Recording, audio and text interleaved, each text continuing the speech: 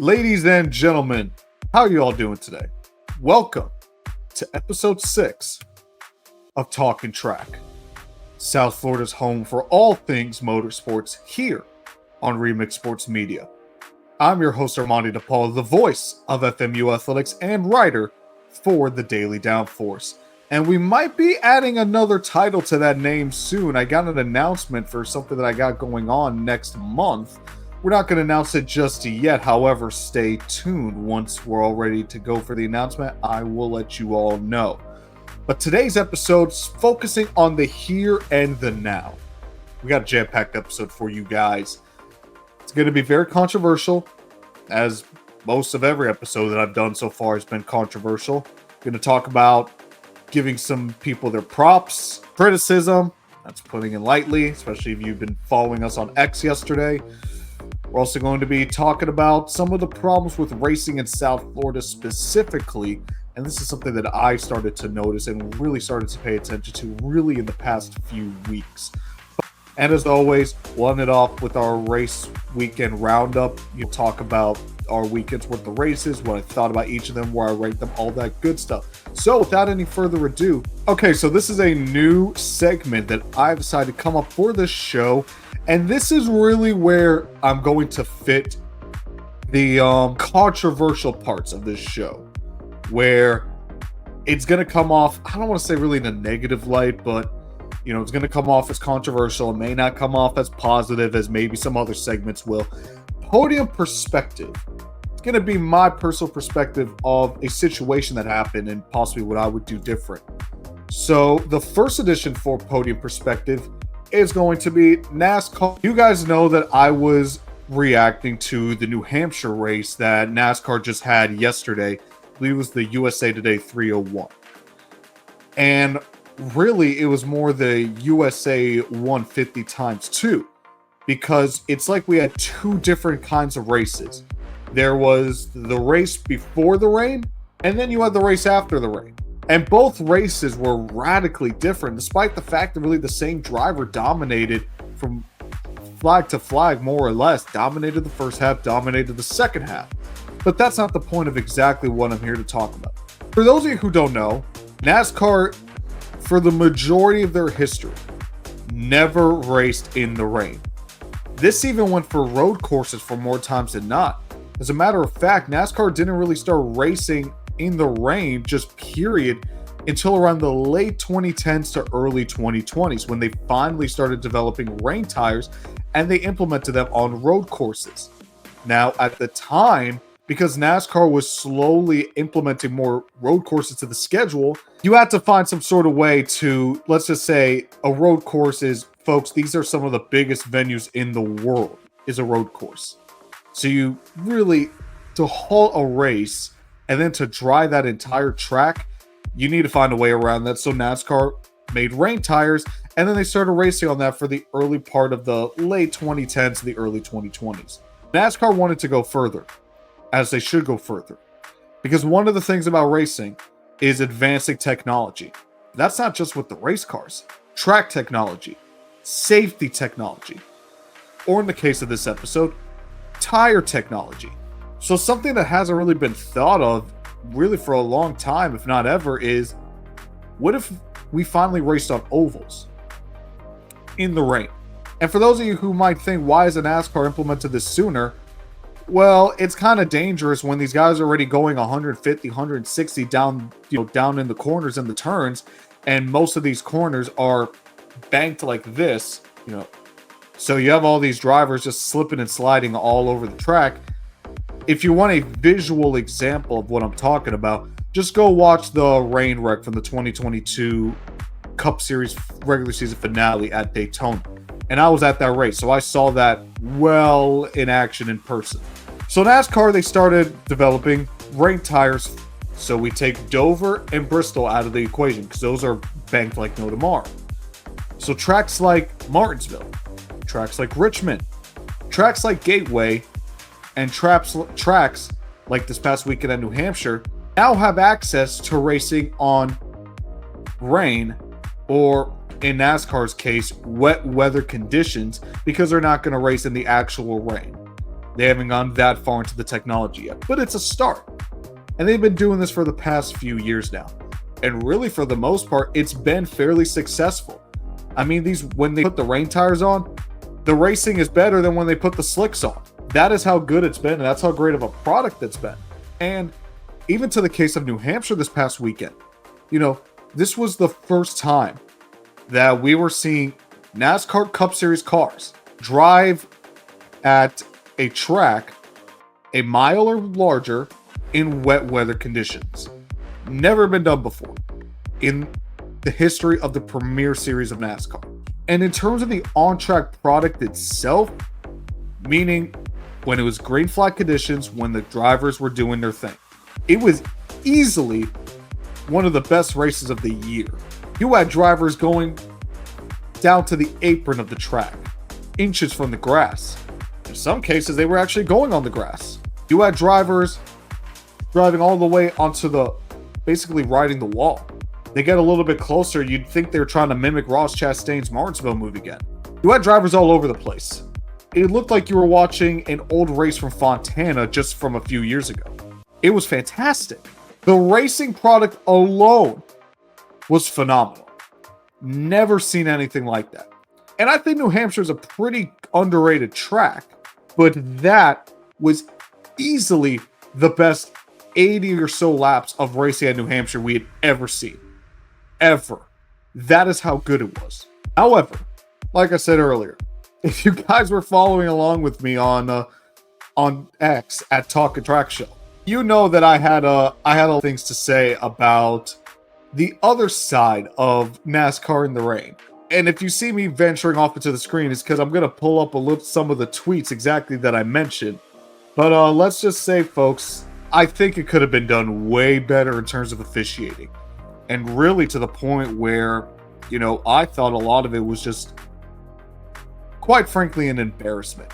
And I'm specifically talking about how NASCAR themselves, meaning the sanctioning body, really more specifically NASCAR Race Control, how they handled these wet weather situations. So, let's go in order in terms of, I'm going to go based off the tweets that I have. So, the first issue that I had with NASCAR and the rain at New Hampshire is that they decided to wait for the entire rain cell to clear the track. Now, you might think to yourself, well, wouldn't you want that anyway? You just stated earlier that they can't race in active rainy conditions. So how else is NASCAR supposed to wait to race? They have to wait for the rain to stop. Well, the reason I say that's because in between, there was a period where there was no rain on the track. In fact, the track was fairly dry to the point where you probably could have put those wet weather tires on the cars and probably got another 10-15 laps in. Of course, you would have had more rain come in after that, and then you'd still have to wait anyway. But the fact of the matter is there was a portion of that race where NASCAR actively could have started racing. They could have gotten the cars on the track and they could have gotten some action going.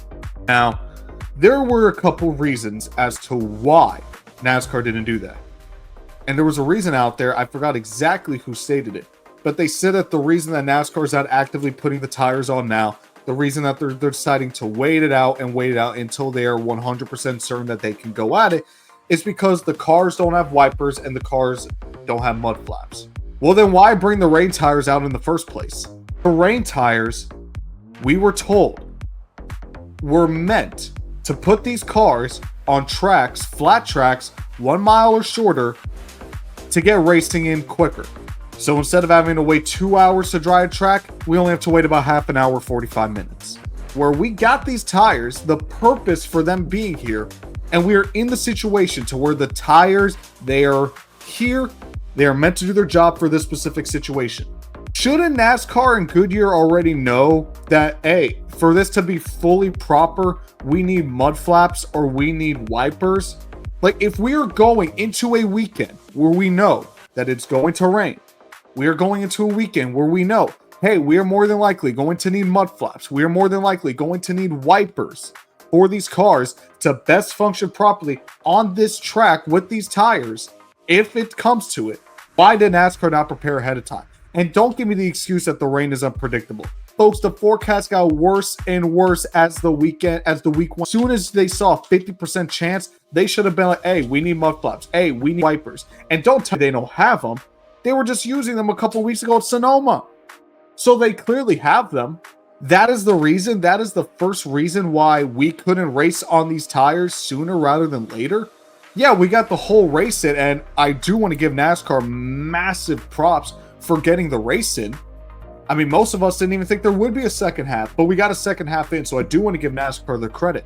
But one thing that I can't stand, I'm pretty sure a lot of you can't stand, is when people use excuses that you could just tell make absolutely no sense. I remember when that came out saying that, hey, we don't have mud flaps. We don't have windshield wipers. I literally put in my newsroom chat at the Daily Downforce, then why did we bring the rain tires in the first place if we don't have the rest of the materials, the rest of the equipment that we need to make this run successful? What are we, just bringing these rain tires in the show just to tease the fans, to tease the competitors, say, hey, we could do this, yeah, but really we can't? That makes absolutely no sense. Why have these teams spend thousands of dollars on rain tires that they can't even use because they don't have the rest of the equipment? We love to boast about how we're trying to save the team's money, save the team right, left, right, and center, which I have a completely other rant about that one, but I'll say that for another video. But if we're trying to save these teams money, why are we forcing them to buy tires that they really can't use at that point in time? That makes no sense. That makes absolutely no sense whatsoever. So that's number one. That's really where the first domino started to fall in terms of how I think NASCAR is handling this situation. Number two is when people started to say that the track is too fast for wet weather tires. It's a mile long. They're going 150, 180 miles an hour down the straight. It's too fast to put wet weather tires on. I will go back to what I said in the opening statement. Why are we bringing the wet tires then in the first place? If NASCAR is not comfortable with these kinds of speeds, which clearly they were comfortable. So this one specifically isn't going after NASCAR. They're going after people trying to make this argument. Why bring them in the first place? Why would you, again, force these teams to spend money on these expensive tires? If you want to know how expensive these tires are, just go look at Joe Gibbs Racing's TikTok. Why would you force them to spend money if it's too fast? You don't think they know that? You really don't think the teams know that? You don't think the drivers know that? You don't think they'll find a way to adapt to that? And I really hate hearing the too fast excuse for a sport that is the fastest sport in America. I get it. Safety. You don't want drivers getting hurt. But if safety was the number one excuse, we wouldn't be racing at Daytona, Talladega, and now Atlanta. So that's number two. Now, when we actually started going racing, again, it was phenomenal. So many lanes to use around the racetrack. 2, 3, 4, 5 wide galore. It was phenomenal. Phenomenal racing. The best racing we've seen in New Hampshire, in my opinion, in forever. And especially because you had so many guys up in the front that needed a win to make the playoffs. Guys with no wins on the year. Guys with only 2 or 3 playoff points. Guys who've never won in their career. It was phenomenal. But then the caution started coming out, and this is where another black eye came, in my opinion. Let's put it this way, folks. Imagine there's a situation, a brand new situation. You're at work, you're trying to figure it out. How would you feel if your boss came up to you and they told you about the situation? You know the situation is coming. You've been preparing for the situation. And rather than your boss allowing you to handle the situation as you see fit, trusting you to handle that situation, he just holds your hand your entire time. Like you're a child. Like you're a preschooler. Like you've never done this before. That's basically what NASCAR was doing with the race teams. In fact, again, I even put a tweet out here. I'll read the tweet exactly. These are the smartest crew chiefs and engineers in the world. And NASCAR is treating them like children. Folks, these crew chiefs, these strategists, these drivers, these engineers, there is a reason they get paid the big bucks. There's a reason they get paid top dollar for situations like this, when it's hell or high water, when push comes to shove. That is why they get paid the big bucks, to handle the situation. So when NASCAR's coming out and basically saying, we have to tell you when to change the rain tires. We tell you when to pit. We tell you what tires to put on. Non-competitive pit stops. It's a joke. It's a joke. Making these, again, these geniuses, because that's what these crew chiefs and these engineers are. They are geniuses. They could do a lot more with a race car than you, myself, or majority of people watching can do with the race car. There is a reason they get hired to make these cars go fast. There is a reason they get hired to strategize a race. There is a reason they get hired to go win championships, because that's how damn smart they are. And NASCAR is trying to hold their hand. I get it. It's a new situation. We've never raced on a track this big in the rain, with a track this fast in the rain, with these kinds of tires. But are we just going to do this with every new situation? Because then I can make the argument, oh, why didn't we do this when they were racing on dirt? What if there's a new racetrack? Why is NASCAR holding the team's hands when we're going to Iowa? A brand new racetrack, a brand new situation. Yes, I know it's not exactly the exact same correlation, but the fact of the matter remains the same. Again, if you're in a situation where your boss, you're in a new situation for the job, let's say there's a new policy and you're figuring out how to, but rather than your boss trusting you to figure it out, he just hand the entire time like you're a child. You would feel pretty irritated. And trust me, like I said, on Twitter, I was very irritated because, again, these are the smartest minds in the world. Some of the smartest minds in the world in terms of setting up a car, a race car, and a strategy. And we're holding their hands like they're 5-year-olds in preschool. That is unacceptable. Again, new situation. You could say, oh, well, drivers were spinning out. Teams were about to put on slicks. This, that. Who cares? We always talk about, especially in NASCAR, drivers need to police themselves. Let the teams police themselves. Sometimes it's about holding yourself accountable. So if the strategy doesn't work, if you put on slick tires when it's clearly not time for it, guess what? How do you hold yourself accountable? You're going to spin out and you're probably going to wreck your car. You got no one to blame but yourself. So guess what? You know never to do that again, and the rest of the field isn't going to know not to do that. But again, we are holding their hands. When again, they are the smartest minds in the world. I don't get it. To me, that was just unacceptable. And then finally, this was the icing on top of the cake.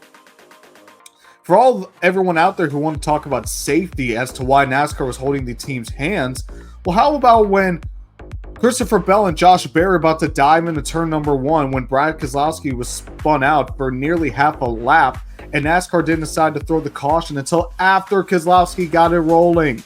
You were literally about to have Christopher Bell and Josh Berry dive into turn 1 at over 150 miles an hour with a car stalled in the top of the track, a portion of the track where drivers were clearly using, and you were just going to have them go by. So for anyone with the safety argument, just that incident alone completely throws that argument out the window. For the last 80 laps of that race, the tower was a joke. Last 80 laps of the race. Now again, I do want to give NASCAR props. They got all 301 laps in. When most of us thought that once the rain hit, the race would have been over. Tyler Reddick would have gotten the win. Everyone would have cashed out. We'll see you next week, I believe, at Nashville. But no. They actually managed to get all the race in because everyone was also thinking about darkness because New Hampshire doesn't have lights. But they got all the laps in. And it seemed like with time to spare. With an overtime, nonetheless. And NASCAR still managed to get it in. So I want to give NASCAR all the credit, all the props in the world for doing that. It seems like ever since the turn of the decade, NASCAR has really been at the forefront of innovation. Not just in terms of technology or equipment, but also as well just in everything. They were the first sport to come back since COVID. Now rain tires on ovals. Everything under the sun. So I do want to give NASCAR their props there. However, I hope and I'm praying that NASCAR really learns from this race at Loudon. Let the teams dictate their own strategy. If it's wet outside, let them figure it out. If they feel like it's comfortable to put on the rain tires, let them do it. There is a reason they get paid the big bucks. There is a reason why the drivers are in the driver's seat. There's a reason why the crew chiefs are on top of the pit box. There is a reason why the strategists are making the strategies. Because they're the best at what they do. NASCAR doesn't need to hold their hand. These teams know what they're doing. In addition, why are we throwing cautions like a split second before the leaders are about to drive it into a turn with the driver stalled in a part of the track that the drivers are using. That is how you get someone hurt. You'd think that with these new situation, the rain tires, NASCAR's throwing out cautions left and right, rightfully so. And then this one situation, they decided to wait it out all the way until I genuinely thought Christopher Bell and Josh Berry were going to go into turn one, and Keselowski was still going to be stalled under green flag conditions. That was a joke. So I really do hope that NASCAR learns from this. Let the teams dictate their own strategy, no matter what the conditions. And if you're going to be quick on the trigger to throw the caution out, be consistent with it. Don't wait till the last second, because that's how you get someone hurt. I still want to give NASCAR their props. Again, we didn't think we'd get all 301 laps in, but there's a lot of work to be done. Thankfully, it's in the officiating booth, and you'd think that'd be a quick fix. Just let the teams dictate their own strategy. They're grown-ups. They know what they're doing. That's why they get paid the big bucks. Whether it's raining, sunny, snowing, you name it. The teams know what they're doing. They prepared for a million different scenarios. I trust the teams to figure out what to do in a sketchy situation. And it's time for NASCAR to do exactly the same. All right, let's jump now into this episode's edition of Speedway Spotlight. And this is going to kind of be a mix of things, because I really want to hit home why I think racing in South Florida isn't to the level that I believe, and I'm pretty sure a lot of you fans here in South Florida really believe it can get to. And I think it comes down to one thing. There's just not enough racetracks in the area. Think of it this way. You want to go play football. You can just go outside. You can go to a field. You want to play basketball. I guarantee you a lot of you have a basketball hoop outside your garage. Don't really have many options. Yes, in terms of South Florida, you could go to K1 Speed or Extremes. Or in the more competitive side, go down to, Homestead Miami Speedway or the Homestead Miami Speedway karting complex. Or if you're going up to Ocala, like our friend Paul from Track Sports, go to Piquet. You have options, but the problem is so far and few between. I mentioned it in episode 1 how racing is such a niche sport because it's not an accessible sport. You can go pick up a football and go play right now. You could go pick up a basketball, go play right now. Soccer, volleyball, hockey, you name it. They are way more accessible to the average Joe than going racing. Because going racing, it's expensive. And on top of that, let's say you get your vehicle, where are you going to go? Because you can't drive that car on your just up and down the street. I mean, maybe you can, depending on your neighborhood, but I guarantee your neighbors probably won't like it. They could tolerate you basketball down the hoop, or, maybe the odd fly ball here and there if you're playing baseball or softball. But I don't think they're going to take too kind to hearing an 800 horsepower car. Let's bring it down. They're not going to tolerate a 300 to 500 horsepower car, loud as you can name it, driving up and down the street. I don't think that's going to go well with your neighbors. So you need to find a specific place to do that. And I've mentioned it before, the car culture, especially here in South Florida, is immense. Cars and Coffee is a prime example. You got luxury sports cars all over the place. There is a car culture here in South Florida. I mean, I got my own Camaro I'm trying to work on. I got my own Camaro page. I'm not putting it out yet, but, I'm part of car culture here in South Florida. I got friends who are part of car culture here in South Florida. It is here. There is a market. And I already mentioned it before. NASCAR's been down here for over 20 years. F1 bursting onto the scene past few years. IndyCar trying to get back.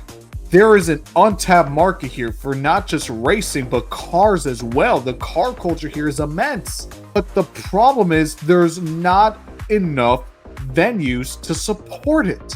Think back to the 90s, 80s, even maybe a little bit sooner, the early 2000s. We're talking times before I was even born. You had a plethora of places. Go take your motorsports fix. Palm Beach International Raceway, Hialeah Raceway, even for those who want to get started, Boomers had the outdoor karting track. Those are just 3 tracks alone, and really that's all you need. I'm not suggesting have a racetrack within every mile, because that's just not feasible. But if you were down in the Hialeah, Miami area, you had a track for you right there. If you were in the West Palm Beach area, you had a track right there. You're down at Homestead, you still have your track. All these venues. And that's when, people really took interest in racing in South Florida, because you had places to go to. I mean, think about it. If you want to get into racing, where are people going to tell you to go? Go to a racetrack. But if you're interested in racing nowadays in the year 2024, and you're interested in racing, where are you going to go? PBIR, Palm Beach International Raceway, that place shut down years ago. Hialeah Raceway, they've been shut down for decades. Kept the karting track, they just reopened up after shutting down for a few months. There's not many options. I mean, folks, the closest short track to South Florida is Hendry County Motorsports Park, right on Lake Okeechobee. That's an hour and a half from where I live. And I live about 30 to 45 minutes north of Miami. So imagine the folks in Miami who are into racing and they want to get their little racing fix, whether it's going to a short track or what. They'd have to travel 2 hours to the nearest accessible short track, because you can't always go to Homestead. Homestead isn't, like one of those venues where, you could just take your car, you could just drive around it all over the place. You can't do that. They're a business. It's like the same way you can't just walk into, like the Miami Heat Stadium and just go play basketball there. Or you can't just walk into Hard Rock Stadium and play football. So you need other venues to do that. But we don't have them anymore. So when you have a market, when you have demand, but you don't have the supplies really to sustain it, it's not going to grow. That is why, at least for me, when I've lived here my entire life, all but 3 months, my entire life, and there are a lot more race fans down here than people want to give it credit for. But the problem is, they have nowhere to express it. Where are they going to go? The only places they can really go is Homestead when they have track days. They could go to, the couple karting tracks that are out there, or they go to a place like K1 Speed, Extremes, or a rental karting place. Let's say you have, you're not into karting, or you have your own luxury car, and you just want to take it on the track and do laps. You don't have that option. Like, let's say you're in West Palm Beach, and you have let's just say a 2005 Corvette that you've souped up to be a race car. Where are you going to take it? You're going to go all the way down to Homestead, which is about an hour and a half away. You're going to go to Daytona, which is 2.5 hours away. You don't have options to really go anywhere. You know what the worst part about it is, folks? Maybe I'm being a little bit of a pessimist. I really don't know if I see it getting any better, because for all of you who live down here, South Florida isn't, to put it lightly, the cheapest place in the country to live. I'm pretty sure most of you know this, especially us South Florida residents know this. So it's not cheap to live here. It's very expensive to live here. And on top of that, prices are just continuing to rise. I mean, the land down here is it's worth so much.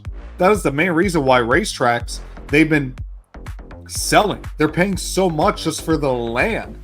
And that's why these tracks get torn up, because the land that they're sitting on is so great. You got all this land in the world. They're like, we're willing to pay top dollar for it. And the amount of money that they dangle in these track owners' faces, how can you say no? Especially when, I talked about it in my interview with, Paul from Track Sports. Times and not, especially owning a track you're losing money. Oh, just because you love the sport that much. But if someone offers you, hundreds of thousands or millions of dollars, how are you going to deny that? That's life-changing money that you can't really blame anyone for taking.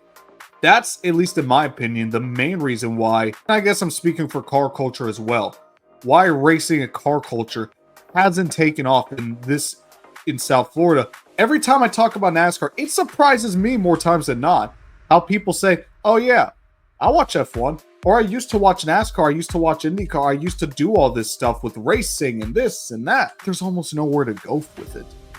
Again, these people, they're like, yeah, I have this kind of race car. They got nowhere to take it now. I mean, these are people who, they got nowhere to really express their love for the sport.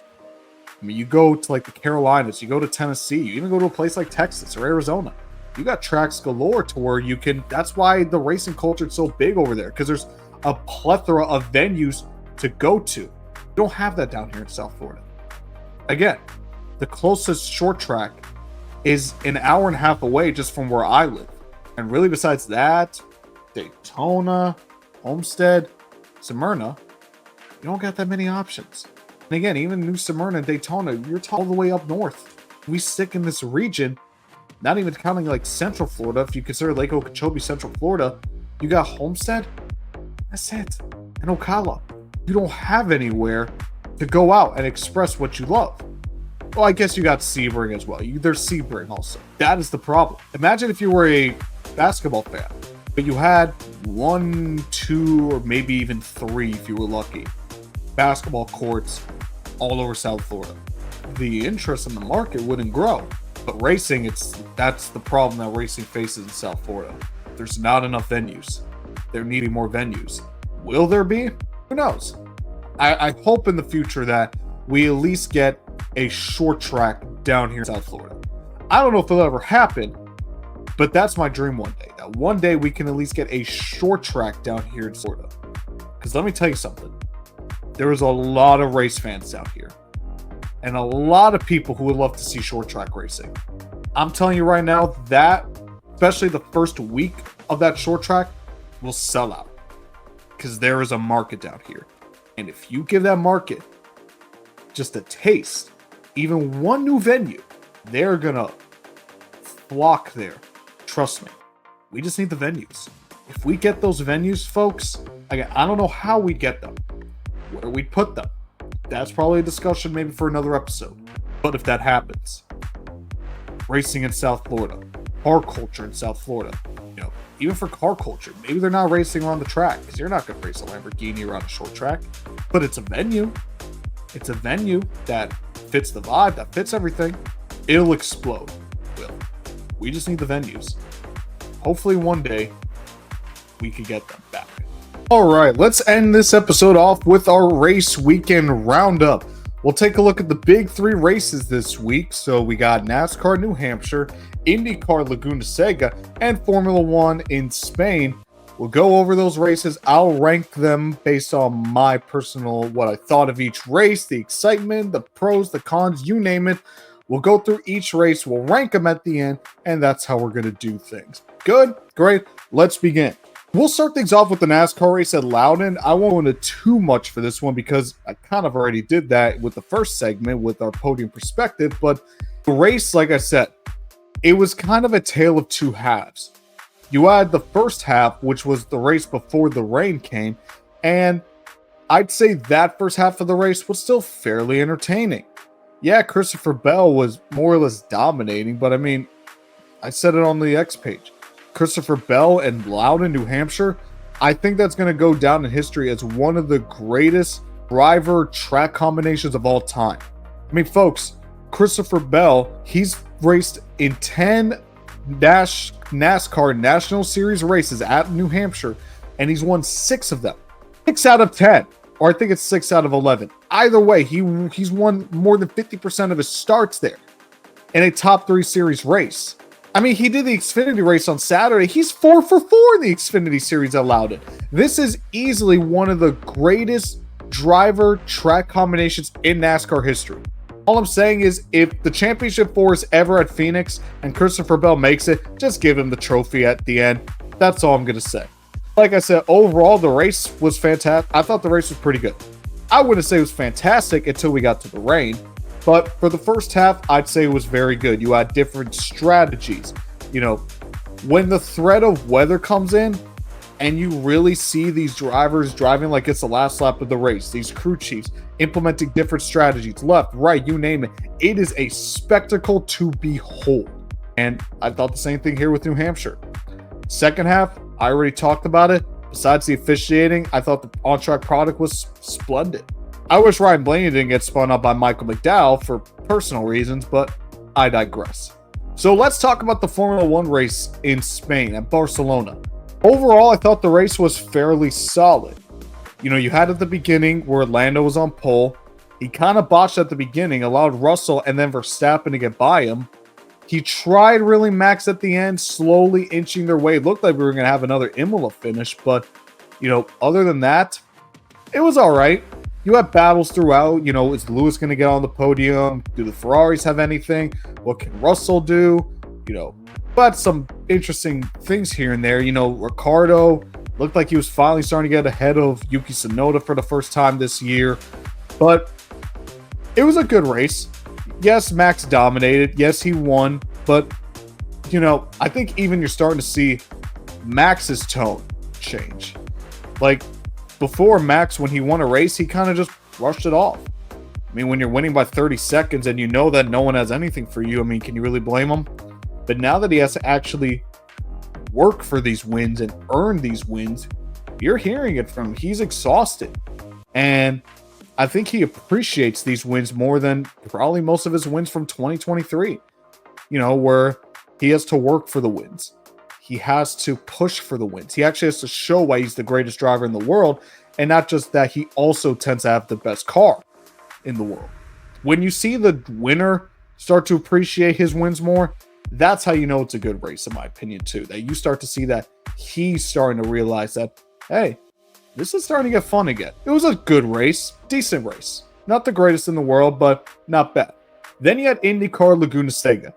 I'll admit, I didn't see much of this, mostly because they decided to put it on Peacock for the entirety of the race. I have Peacock, but at the same time, when you announce that such last second, it kind of taints it a little bit, honestly, personally. Thankfully, IndyCar is going to Fox now.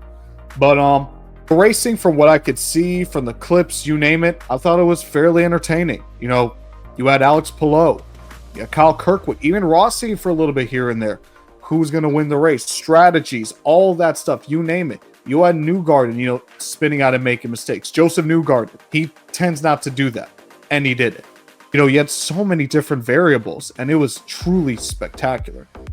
At the end, Palou, he pulled away. When he really got up front, no one really had anything for him. I kind of mixed it in the same way as I did with the F1 race at Spain. It was a good, solid race. Nothing to write home about, but nothing to scoff at either. So if I had to rank these three races, I'll give F1 third, IndyCar second, and NASCAR first. The only reason I'm putting F1 at the bottom and IndyCar in the middle is because at least IndyCar, you had drivers up front, and it wasn't as clear as day as whether Palou would win, whereas it was more than obvious that Max was going to win, barring, he had a little bit of pressure from Lando, but you more than likely knew Max was going to win. And of course, everything I mentioned about NASCAR, even though the officiating just disgusted me, it was still overall fantastic. So, I'll rank the three races: NASCAR number 1, IndyCar number 2, Formula 1 number 3. And that's it, folks. Another episode of Talkin Track in the books. I hope you guys enjoyed, as you hopefully have enjoyed this show so far. And that's it, folks. Another episode of Talkin Track in the books. As always, I thank you guys so much for tuning in here on Remix Sports Media for our newest show, Talkin Track. If you guys want to follow us on social media, follow us on Twitter and X at Talkin Track Show. Especially follow us over on X. Like I said, we're starting to get really active there, trying to, live reactions towards races. Obviously, we did it yesterday with the NASCAR race at Loudon. We're going to try to do with a couple more races, but if you really want to get the action, also follow us on X at Instagram at Talkin Track Show. Follow us on Remix Sports Media as well. Remix Sports Media on X and Instagram as well. Check out all our other content as well on Remix Sports Media. But that's going to do it for us here, folks. We're going to wave the checkered flag. This was Talkin Track here on Remix Sports Media.